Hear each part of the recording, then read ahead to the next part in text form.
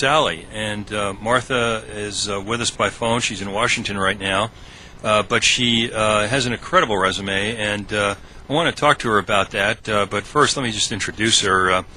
Martha is the first female fighter pilot to fly in combat and command a fighter squadron in combat while enforcing the United Nations no-fly zone in Iraq. She is currently running for the seat vacated by that Ron Barber, I should say, is now in, Gabrielle Gifford's former seat. So he is, I guess, running as an incumbent. She's running as a Republican against him down there, which is a tall order. And Martha is a distinguished graduate of the United States Air Force Academy, earned her master's degree in public policy from the John F. Kennedy School of Government at Harvard. And following 2 tours in the Middle East, she was chosen to become an A-10 instructor pilot in the 38th Fighter Squadron. And she was in 1999 selected for the prestigious Legislative Fellowship Program, working on Capitol Hill and serving as a national security advisor to Senator John Kyle on issues including terrorism, cybersecurity, and missile defense. Martha's resume literally goes on and on and on, including all the awards she's won and decorations. Literally, it would take me a long time to go through it. So instead, I'm going to introduce her by that and welcome her to the show. Martha, you on with us? I am, Dennis. Thanks for having me on. Well, we're pleased to have you. And as I understand it, you are in Washington right now, and what you doing back there? Well, I came back to go to candidate school for a couple days, and also to meet a number of members of Congress and different organizations. Now that I'm up as the presumptive Republican nominee for November, and we just came from a meet and greet that was hosted by the Arizona Republican Congressional Delegation. So it was great to see both of our senators and our congressmen there hosting a meet and greet on behalf of me. So That's great. It's been a busy few days, but very productive. Oh, so you're raising money too down there? Yeah, I am, and the bottom line is it does come down to the money. This was one of the sad facts when I first became a candidate. I kind of went through a grief cycle of denial, anger, depression, and acceptance. But yeah, we got a good candidacy and a good race, but we've got to raise the money in order to get to victory. So that's what I'm doing. Yeah. Yeah, I was going to say, just to lead off, you're in a tough situation there. Obviously, you've got a district that had a very popular a Democrat in it because of obvious reasons. Then you had Ron Barber, who I guess has sort of a sympathy vote because of the same reasons. And now you're taking him on as a Republican, and what are the chances you can beat him? I think I have a very good chance of beating him. The district has changed a little bit, but there still is a 2% Republican advantage. And the June race was about the people choosing who was going to serve out Gabby Gifford's term. And they chose her former staffer, and the person she endorsed, as opposed to her previous opponent. So Jesse had a very difficult situation there, given the dynamics. But the November election is about the future, and it's about who the people of Southern Arizona want to represent them for the future, who's got the right background, education, proven leadership, and someone's willing to, make sure that we're going in the right direction. So it's, I've got a strong background in the district. I have certainly the national security and defense background for the couple military bases and the defense interests that we have there. And Ron Barber keeps voting for the most part with Rahul Grijalva, and I don't think that's what the people of Southern Arizona are looking for. And when we're looking at trying to get the economy going again and the impact on businesses, trying to get people to get hired and back to work. It's just I think we've got a different message that is much more appealable to the people of Southern Arizona than as I think about it, actually, your district is kind of an anomalous district in some ways. It is, as you point out, actually technically Republican dominated, not by much. Mm-hmm. But I'd forgotten that, actually. I think of Southern Arizona as like a Democratic stronghold, but your district really is pretty wide in terms of its coverage. And it's not the same as Grijalva's district, so you probably do have a shot just on the numbers alone, which is interesting. Well, yeah, it includes all of Cochise County, again with Fort Huachuca, Davis-Monthan Air Force Base, Raytheon, and then the majority of Tucson. The bottom line is whoever's going to win needs to actually show that they're, despite where their political leanings are, that they're willing to listen to all of the people in the district, and they're willing to fight for the interest of the district. And my background of service, my opportunities I had to be kind of a pioneering, fighter pilot in the military. I took on the Pentagon 10 years ago for making our servicewomen wear Muslim garb, went off base in Saudi Arabia. That part of my story and my record of service is resonating across the political spectrum. Yeah, that's the whole key. You got to get it out there. But and we want to talk about that throughout the hour. So let's start. I mean, as I said, your resume just goes on, and I literally was astounded by it. It's incredible, very impressive. And of course, as any American, I mean, we're impressed, if nothing else, just by your service to our country. What caused you to go into the military? Well, it's not a typical story of someone who, since I was a little kid, wanted to be a fighter pilot. I was actually motion sick when I was a kid, right. So I never would have imagined I'd end up doing this. But I'm the youngest of 5 kids, and I grew up in a home that, certainly had, I think, the core American values of, basically personal responsibility, of service, of education, and hard work. And my dad came from humble circumstances, but he served in the military. He got a good education, and he worked very hard, to make a better life for his kids and for his community. And that's the example I was given. He died suddenly when I was 12, and it was a significant impact on my life. He had a heart attack one day.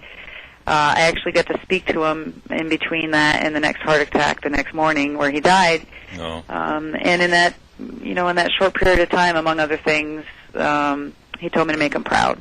Yeah. And, as a 12-year-old, I then watched my mom go back to work, and she served as an educator until she retired at the age of 77, just recently. So, I had instilled in me, certainly those values of service, hard work, and education.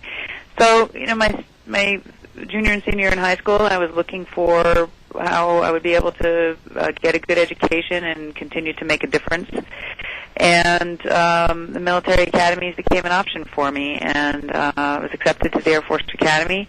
I was 18 when I headed off there. I didn't really know totally what I was getting into, but I thought, hey, it's a great opportunity to get an education, to serve your country instead of going into debt. Be challenged, which the military certainly does for you, to know what you're made of and hone your character, and that seemed, very attractive to me. So I didn't totally know what I was getting into at all, but I chose to go that route and headed off to basic training shortly after graduating from high school. Yeah, it's a fascinating story, and I just, in fact, we're going to take a break in a minute, but I just saw today that you were endorsed by Bill Montgomery. He's, I think, a West Point grad, from my recollection. And I guess today he endorsed you? Or? Actually, he endorsed Wendy Rogers. She's running in a different district. Oh, so okay. I apologize. I saw something come across my email, and I thought it said you. Oh, maybe he did. I didn't hear it yet. Yeah, well, maybe so. Maybe I got that wrong. But anyway. Yeah. In any event, let me ask you this before we take our break real quickly. Yeah. So you grew up in Rhode Island, and how long have you lived in Tucson? I moved to Tucson when I was first stationed there in 1994. I bought my house in 1994. Okay. And I've been stationed there and lived there over 10 years. Again, I got moved away on military orders from time to time, but I was lucky that I flew the A-10. So Davis-Monthan is kind of the home of the A-10. So I've been a part of that community since 1994. Even when I've been sent away, I've certainly stayed connected. My church is there, my friends are there, my neighbors are there, and I consider it my adult home, if you can have one when you serve in the military. Yeah, exactly. Well, we're gonna pick that up when we come back from this commercial break that we have to take, and we're talking with Martha McSally, running for Congress. Great. Thanks a lot. Okay. Any word down there, Martha, as to what Gabrielle Gifford's plans are in the future that you hear? No, there are some rumors out there, but I try not to listen to rumors since, I'm usually on the other end of those as well. Yeah. So unless I have first-hand information, I try not to perpetuate anything. I think everybody's a little bit surprised maybe that she stepped away, but, I don't know if it was health reasons or just, frankly, just given the situation, just tired of it, but... Well, certainly, it's a miracle that she's alive. Of course. It's amazing. And her recovery has certainly been a long one, and she still has a long way to go. So, I understand, and certainly everybody's thoughts and prayers of the community are with her. That single criminal act that killed our citizens, and she was lucky to survive from. Just absolutely tragic.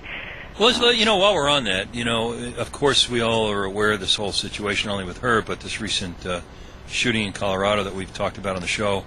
So I might as well ask you, as a candidate for Congress, first-time candidate for Congress, what do you believe, if anything, can be done about that, or is it just a random act that happens and we just have to, take it and move on? Do you have any thoughts on whether or not, as a congressman, you would do anything in terms of legislation that might affect in the future this happening again? Because I tend to agree personally with Mitt Romney that, to some extent, that again, it's not the guns that kill people. On the other hand, making them easy to get was not good. But I mean, his point was that there's a lot of mentally ill people walking around, and that's really where we need to spend some time. So, what are your thoughts on that? Yeah, my first thoughts are that my thoughts and prayers are with the families of those who were victims in this latest shooting in Aurora. I mean, Tucson knows, like any other community, what this is like, and it's just absolutely tragic. And it's a single criminal act of an individual that is just absolutely tragic and devastating. But we should not be then making the bridge to somehow restricting our constitutional rights on the Second Amendment. I mean, that's a logic leap that doesn't make any sense. We need to make sure we do what we can to prevent crimes. I mean, if everyone around, friends and families and communities, need to keep an eye on the people that they love, and if there's any concerns for them, then they need to certainly act on that to get them the help that they need. But we shouldn't be reacting to these tragedies and the single criminal acts of individuals by then restricting people's constitutional rights. Yeah, I mean, it's an easy answer, I think, to throw in something that a lot of people would say, hey, let's introduce some bill and this will stop it. But I think that's really pandering. I tend to agree with you that really, of course, it's beyond tragic. But I'm not sure what any legislation really does. I mean, I do think, on the other hand, that making, assault rifles and things of that nature available to people when they have no purpose to having them, at a minimum, should at least raise some red flags, and be reported. So I don't know how you feel about that issue coming from the military, but why does a regular citizen need an assault rifle? I mean, there's no point to it, is there? Again, I think we need to protect our constitutional rights, and right now we need to be focusing on getting this economy back under control, and getting jobs created, getting our debt under control, securing our border, and those types of things. So that's going to be my focus when I get to Washington D.C. And I support protecting our Second Amendment rights. So. Yeah, I mean, what do you think, though, about really getting to the root of it in terms of these mentally ill people that are walking around and they can't be put away, really, because they haven't committed any crime yet? I think there's got to be something in place that alerts, at least if nothing else, the authorities to the fact that, such people are apparently sending out messages on emails and so forth. And then I think they need to be given the power to do something about that. What are your thoughts on that? Well, I'm running for the U.S. House of Representatives, so my thoughts are that should be addressed probably at the local and community level. I don't think there's anything in the Constitution, in the enumerated rights, that the federal government should be getting involved in those types of issues. So certainly something for the local governments to be addressing to keep communities safe. Okay. How would you describe your general position on things versus Ron Barber? I mean, what sets you apart from Ron Barber in people's minds? Well, there should be a number of things that set me apart from Ron Barber. I mean, certainly one is our background and credentials. I won't speak for him, I'll only speak for myself. By the way, we asked him to be on the show, and his campaign declined at the present time. Okay. But while you're on that, what are his credentials anyway? Well, I'm only going to speak to my credentials. I mean, okay. I can only say, hey, I've got 26 years of service to my country. I'm a distinguished graduate from the U.S. Air Force Academy. I have 2 master's degrees. One from Harvard in public policy, another one from Air War College, where I graduated number 1 in my class of future senior leaders in the military. I worked for Senator Kyle, for a year, so I know how to get things done and watched his example. And he has endorsed you, correct? He has endorsed me, along with the entire Republican Arizona congressional delegation. Yes, okay. I have all their endorsements. Okay. And And I alluded to it earlier, but 10 years ago, I was promoted 4 years ahead of my peers at the time, which put me in the top, 1 or 2% in the Air Force, on track for general. And I, took on the Pentagon after 5 years of going up and down the chain of command to no avail for a policy they had where they were making our women wear Muslim garb, service women wear Muslim garb when off base in Saudi Arabia representing the U.S. government. I believed it was wrong. I believed it was unconstitutional. I believed it was bad for the mission and good order and discipline. When was this, by the way? This was, I started this whole journey back in 1995 on my first deployment to Kuwait. And it came to a head in 2001. I actually filed litigation, McSally versus Rumsfeld, in December of 2001. And you don't make that decision lightly, but my oath of office is to the Constitution, and I hit the point where I realized I had a very difficult decision to make and make that personal sacrifice. Let me understand this, because we're going pretty quickly, but we have to take our break, because I think this is a big issue, and a lot of people don't know that you did this, but what, if you can help us, what was the thinking, even if you can speculate, on why a Republican administration in particular would have had this rule in effect? I can almost understand under Democratic administration. Yeah. What was the thinking there? Yeah, it's a classic case of bureaucratic policy creep. It was actually a military policy put in place by a two-star general, thinking that they were doing the right thing to be culturally sensitive. So it was a very low level, but then over time, it got more and more ridiculous, and then everybody thought it was above their pay grade. And men weren't required to dress in this way? No, men in the same regulation were prohibited from wearing any local customary garb. So what sense does that make? That's bizarre. So they would be court-martialed if they wore it. I would if I didn't wear it, and then I always had to be escorted by one of them, and we were directed to lie and have them claim me as their wife instead of their boss. Wow. It was very dysfunctional, and it was bad for the mission. Yeah, to say the least. And using taxpayers' money to buy Muslim garb is also another, again, unconstitutional issue.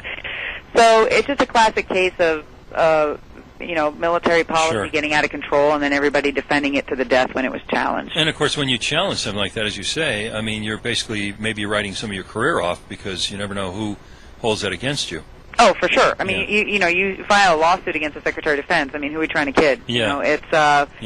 Even though I had every right to do that, that certainly wasn't a very popular thing to do. And I knew that when I made that decision. Sure. But my oath of office and my role as an officer, well, I admire you leader, for that. And stand up for what's right. That's it. That's the bottom line. Stand up for what's right. And so, what came of that? You won that suit? Well, what ended up happening, we were working our way through the courts, and I said, you know what, we got 3 branches of the government, and I was a legislative fellow, and I know how to get legislation passed, and the defense bill's coming up, so why don't we try and get an amendment on this thing? Just take a run around it. Yeah, so I wrote legislation. We got it, chopped on. We got sponsors in the House and the Senate. We got on both sides of the aisle. Wow, amazing story. We got this thing signed into law December 2nd, 2002. I took military leave to kind of push this thing through, and we finally got it overturned once and for all. It was about an 8-year battle, start to finish. That's truly an amazing story, and I applaud you for it. And as a result of that, you basically kissed your career goodbye, though, didn't you?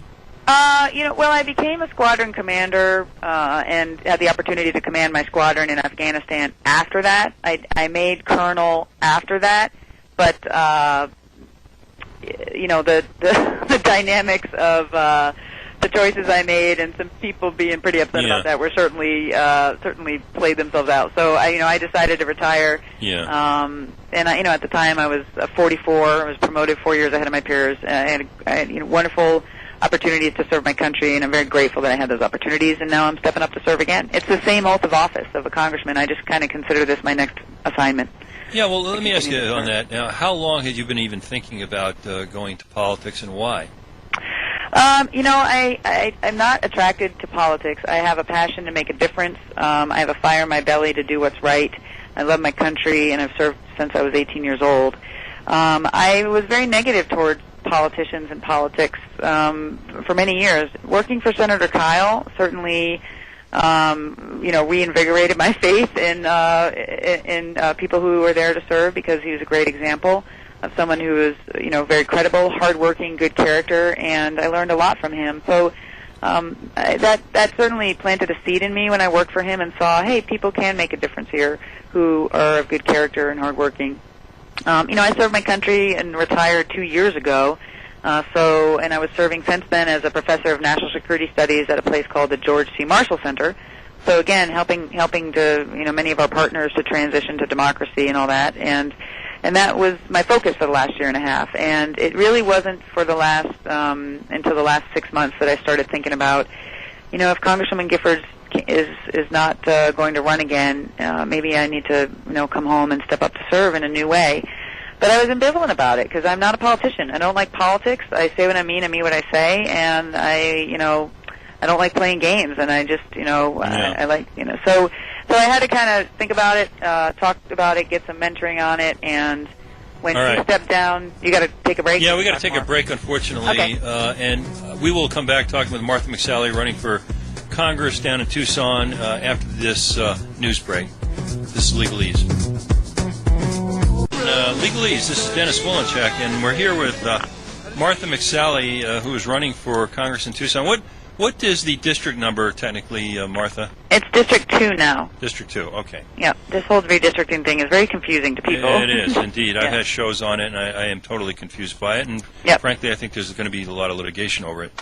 Now, you told us before the break that you have been endorsed basically by our entire Republican congressional team. Right. And you are, again, vying for the... it's really a new election, really, now. Barbara was only serving the remainder of Giffords' term, but I guess in some minds that would give him a leg up as an incumbent, theoretically, but really it's a whole new ball game. And when is that election?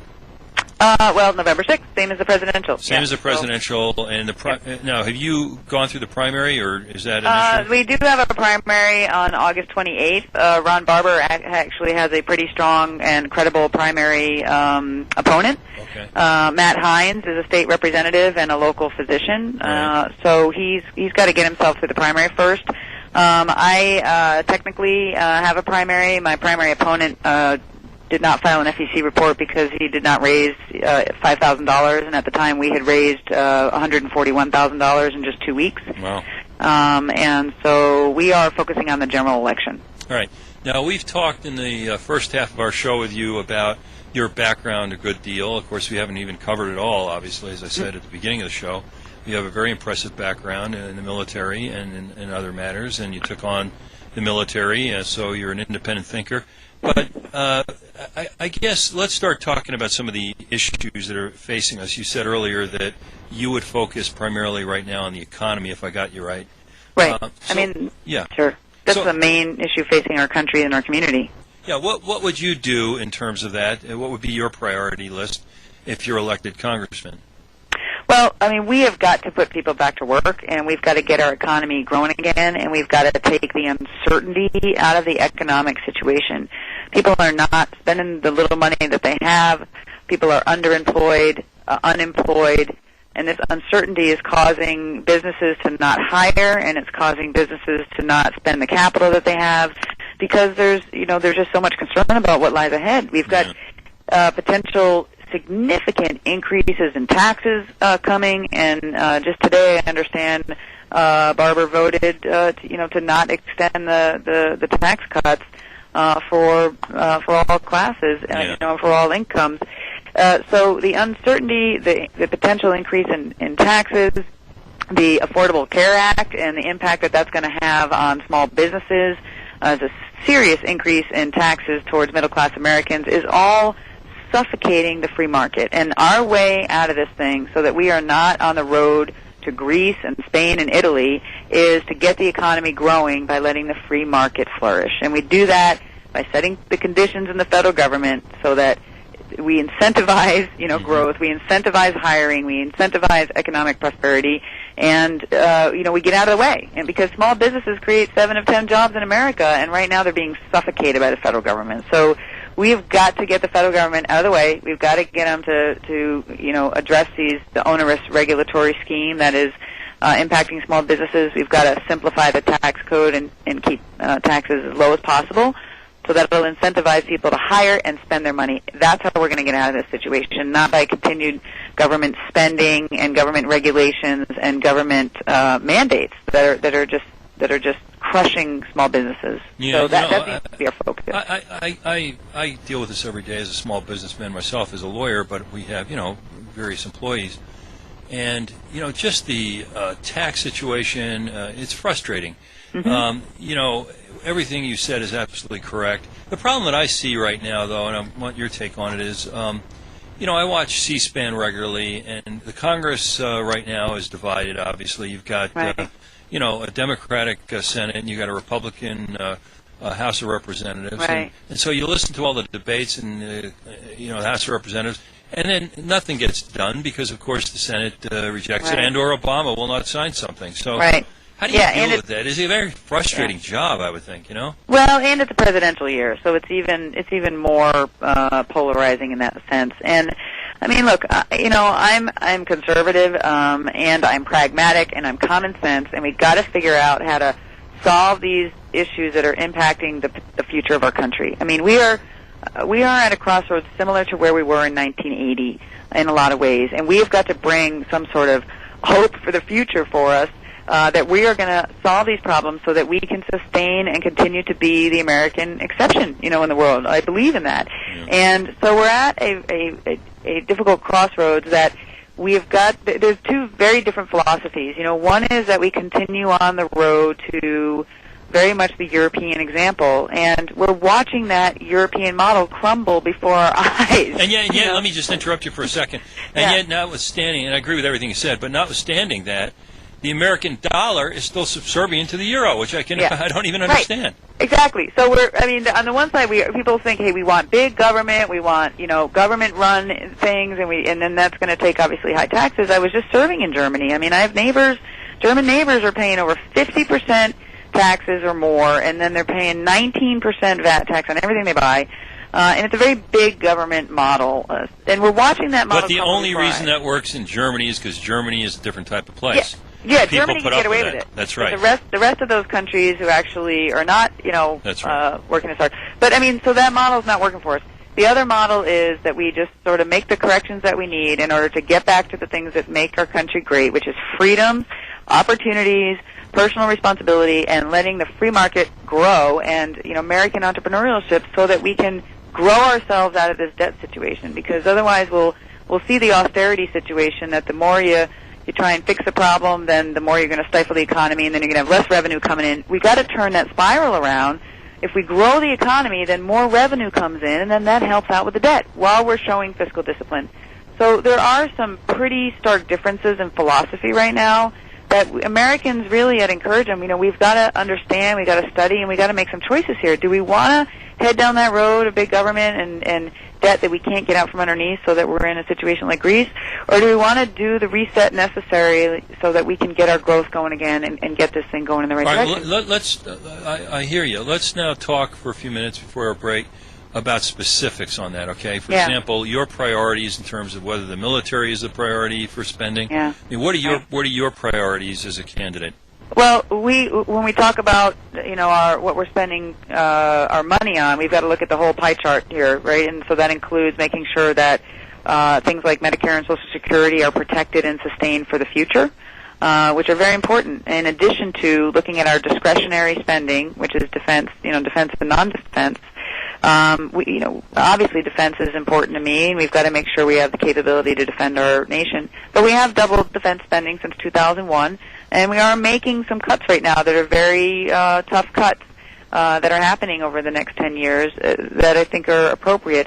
This sequestration that's going to kick in if they don't do something here before January is going to really impact our defense capabilities and our local economy. So we cannot allow that to happen where we're just making these random automatic cuts as opposed to a budget that's based on a strategy instead of a strategy that's based on a budget. Right? All right. Yeah. Let me ask you this before our break, and again, I may have to interrupt you in a minute.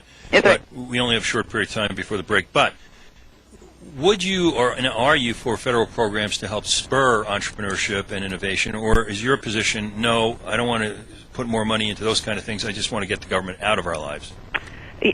I've been in the federal government, and so anything where you talk about a federal program and innovation in the same, right. same term, I hear you. It's like an oxymoron.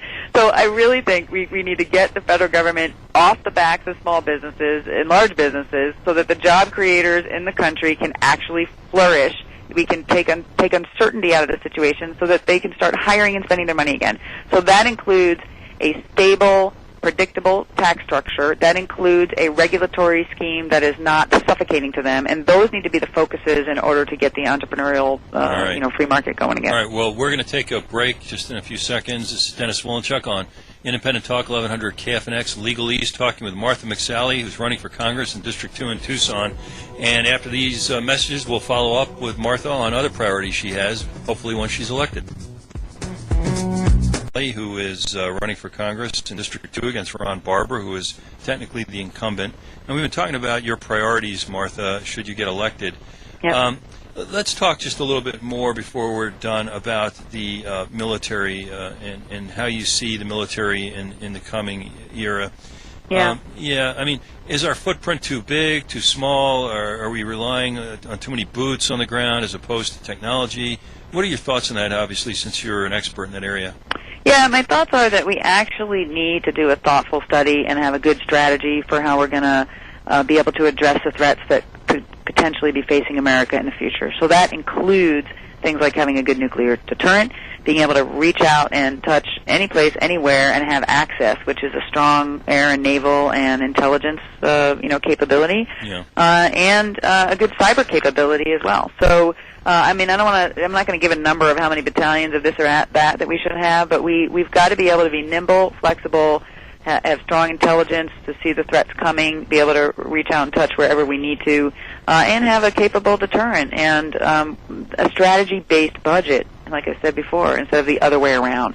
So I really look forward to, if I'm serving, to get on something like the Armed Services Committee so I can help provide the oversight to that process. Sure. Right now we're sort of salami slicing things down and then everything becomes ineffective, which is not the way to do it. We really need to make sure we're right-sized for the potential threats, that are coming our way in the future. So yeah, let's talk about, again, your campaign, and then I want to make sure I cover, before we're done for the hour, some things we started with in terms of why you're distinguishable from Ron Barber and what's so special about him, if anything, versus your background that we've talked about. But how are you going to, first my question would be, in terms of raising money, obviously he would have a substantial advantage, it would appear to me, just because he's an incumbent. But how are you doing in that regard, and what can people do to help you if they want to? Hey, thanks. We do need to raise the money in order to compete with him and the other side, and so if people are willing to contribute, my website is McSallyForCongress.com. McSally. Yeah, and then FOR spelled out, and then Congress.com.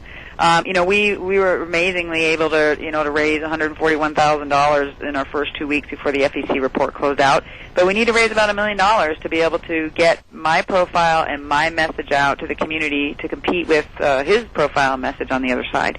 So people need to, this is a team sport. I'm willing to do my part and be the quarterback, but I really need everybody's help in order to get me, get the team across the finish line here and win this thing. So we've got to be able to pay for that with the messages. And so I really appreciate that support. And people have already shown they're ready to fight for this seat.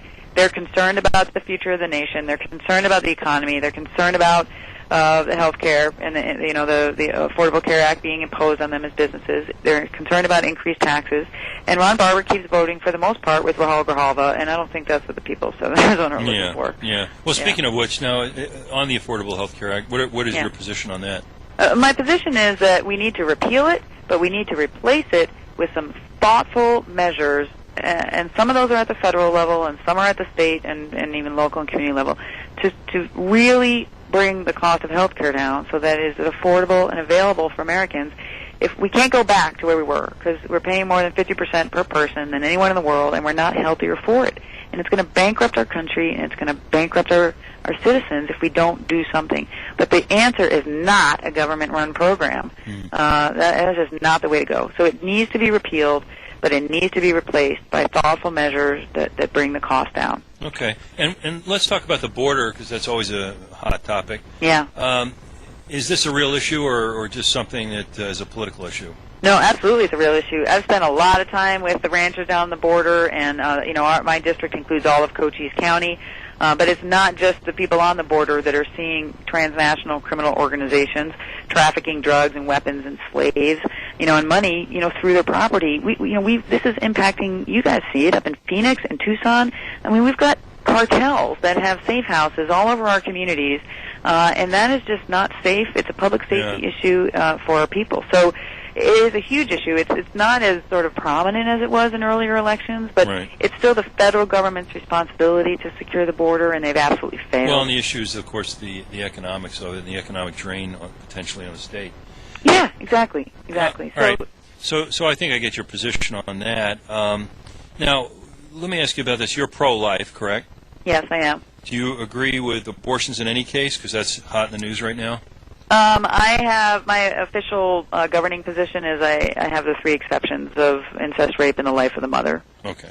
So you do draw some exception there.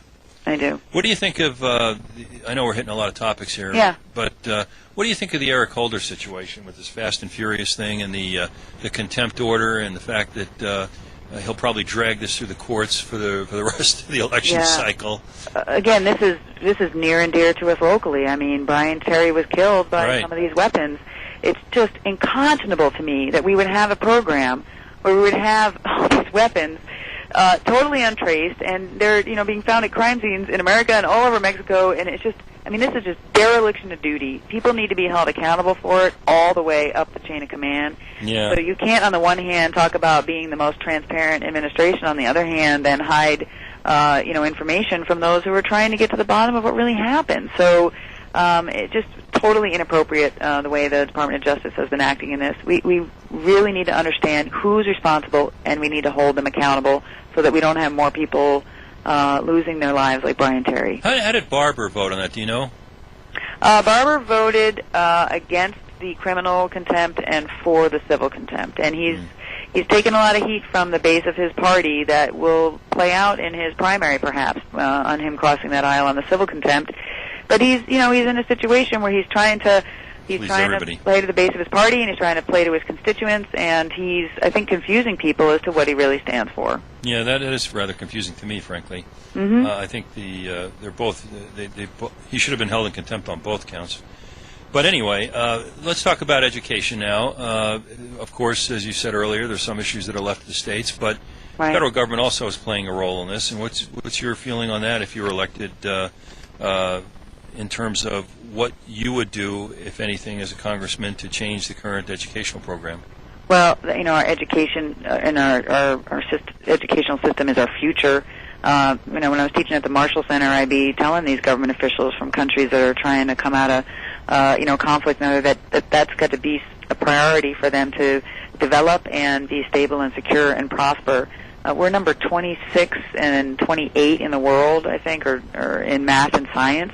We're America, so we're just, it's ridiculous, it's embarrassing. Yeah. Again, I think, sending money to the federal government and then peeling some money off the top in order to send it back to the states because we're paying for bureaucrats in D.C. is not the best way to spend our money. Education needs to be locally driven, it needs to be parent involved, and it needs to reward excellence, by schools and by teachers. I mean, so is there anything you believe the federal government can do to rectify the situation you just said, or do you believe it's just mainly a state issue that the federal government needs to peel off some money? I know, you hear a lot of people in our party saying, close down, whatever.